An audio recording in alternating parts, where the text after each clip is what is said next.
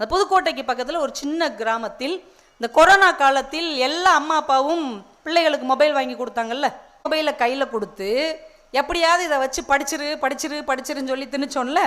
அதே நேரத்தில் தான் 11ஆம் வகுப்பு படித்து கொண்டிருந்த அந்த கிராமத்து பெண்ணான ஜெயலட்சுமிக்கு அவங்க அம்மா அப்பா கஷ்டப்பட்டு மொபைல் வாங்கி கொடுத்துட்டாங்க. கூலி வேலை செய்கிற எளிய அம்மா அப்பா. ஆனால் அந்த பொண்ணு என்ன பண்ணா, நம்ம வீட்டு பிள்ளைங்க மாதிரி இன்ஸ்டாகிராமுக்குள்ளே போகல, விளையாடலை. அதை வச்சுக்கிட்டு இந்த மொபைல் மூலமாக நம்மளால் என்ன சாதிக்க முடியும் என்று தேடினார். நாசா நிறுவனம் ஒரு குயிஸ் காம்படிஷன் வச்சாங்க. 3 ரவுண்ட்லேயும் அந்த பொண்ணு ஆன்லைனில் ஜெயிச்சிட்டா. 3 ரவுண்ட்லேயும் ஜெயிச்சு அவளுக்கு சான்றிதழ் வந்துருச்சு. ஆனால் ஒரு சின்ன கண்டிஷன், நாசாவுக்கு நீங்கள் வர்றீங்க, உங்களை கௌரவப்படுத்துகிறோம், பரிசு தருகிறோம். அங்கே வந்ததுக்கப்புறம் எல்லா செலவும் எங்களோடது, ஆனால் வந்துட்டு போகிற செலவு உங்களோடது. அமெரிக்காவுக்கு போயிட்டு வர செலவு என்ன 50 ரூபாயா ஆகும்? அவள் ஏற்கனவே ஏழை குடும்பத்தை சேர்ந்தவள், என்ன செய்கிறதுன்னு தெரியாமல் இந்த விஷயத்தை வலைத்தளத்தில் பதிவு செய்கிறா. போயிட்டு வர்றதுக்கு எங்கிட்ட பணம் இல்லை.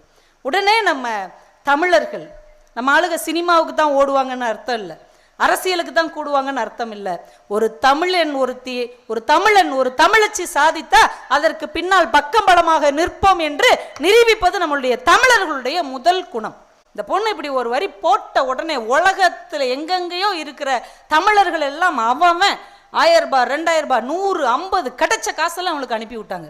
ஒரு கட்டத்தில் தேவையான பணம் முழுசாக சேர்ந்துருச்சு, இனிமேல் அனுப்ப வேண்டாம் அப்படின்ட்டான். இந்த விஷயத்தை ரொம்ப தாமதமாக கேள்விப்பட்டு கிராமலயான்னு ஒரு தொண்டு நிறுவனம் அவள் வீட்டை தேடி வர்றாங்க. உனக்கு அமெரிக்கா போய் வருவதற்கான எல்லா செலவையும் நாங்கள் மொத்தமாக தருகிறோம். அந்த பொண்ணு சொன்னா, எனக்கு பணம் கிடச்சிருச்சு, எங்கள் மக்கள் எல்லாம் கொடுத்துட்டாங்க, இது வேண்டாம். அவங்க அப்படியே அதிர்ச்சி அடைஞ்சிட்டாங்க. வீடு பார்த்தா பரிதாபமான ஒரு சாதாரண வீடு, ஒரு கழிப்பறை வசதி கூட இல்லாத வீடு.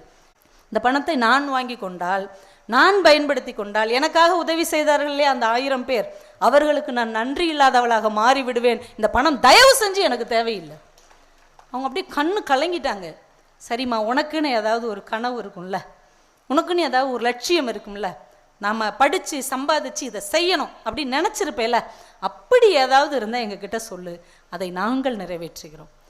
உடனே ஒரு செகண்ட் யோசிச்சுட்டு சொன்னான், நீங்கள் என்கிட்ட கேட்டிங்கல்ல, உன் வீட்டில் கழிப்பறை கூட இல்லை கட்டித்தரவான்னு, நீங்கள் இந்த கிராமத்தை பாருங்கள், 126 வீட்டில் கழிப்பறை இல்லை. என்னை போலவே ஒவ்வொரு வீட்டிலும் ஒரு பெண் இருக்கிறாள், எங்கள் அம்மாவை போலவே ஒரு அம்மா இருக்கிறாங்க. ஒவ்வொரு நாளும் அவர்கள் ரொம்ப சிரமப்படுகிறார்கள். உங்களால் முடிந்தால் என் கனவை நீங்கள் நிறைவேற்றி வைப்பதாக இருந்தால் 126 வீடுகளுக்கும் கழிப்பறை கட்டித்தாருங்கள் என்று கேட்டார். அப்படியே அசந்து போயிட்டாங்க. என்னடா கனவு, ஒரு 11ஆம் வகுப்பு படிக்கிற பொண்ணுக்கு ஒரு கனவா இது? 126 வீடுகளுக்கும் அவர்கள் கழிப்பறை கட்டி கொடுத்து அவளுடைய கனவை நிஜப்படுத்தினார்கள்.